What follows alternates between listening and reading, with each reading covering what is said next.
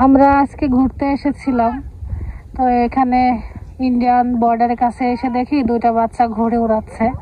তো বারবার উড়ানোর চেষ্টা করলেও ঘুড়িটা কেন জানি পড়ে যাচ্ছে। এখানে উৎসুক বর্ণমালা আর বর্ণমালার বাবা, আমরা সবাই আসলে উৎসুক হয়ে আছি দেখার জন্য। বাবু সোনা, তুমি কি ঘুড়ি উড়ানো দেখতে চাও? আকাশে যদি একটা কবিতা বলে তাহলে ওদের ঘুড়ি উড়বে। তাই নাকি? তা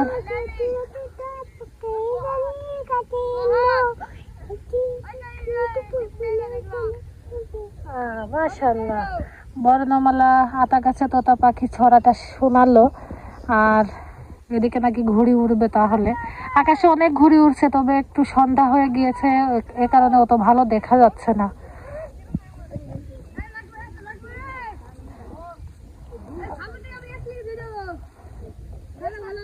তাহলে শেষ ম্যাচ তোমরা ব্যর্থ হলা। যাও ভালো করে কালকে বানাই নিয়ে আসবা, কালকে এসে আমরা কিন্তু দেখবো। নিয়ে আসবা, তুমিও লিখে নিয়ে আসবা অক্ষর, দুইটা অক্ষর আলাদা আলাদা। তোমার নাম কি? এর নাম কি? ওর নাম কি? রাকিবুল। তাহলে আর আর তার সাথে কি হবে? ওই আরই হবে শুধু। আরে আর ছুটে গেল।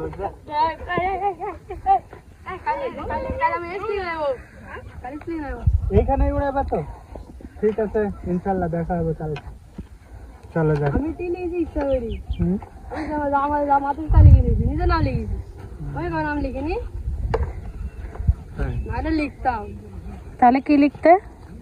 নিজে নাম শুনে তাও। চলো আমরা যাই। আমরা যাই। চলো আম্মা। বর্ণমালা, তুমি কি সামনে চড়বা? আমরা এখন চলে যাচ্ছি।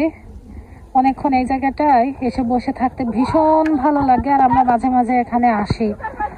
এটা হচ্ছে ইন্ডিয়ান বর্ডারের কাছে, এটা শেষ রাস্তা। এরপর আর কোনো এদিকে বাংলাদেশের কোনো আর রাস্তা নেই, একটু জমি, তারপরে ইন্ডিয়ান বর্ডার।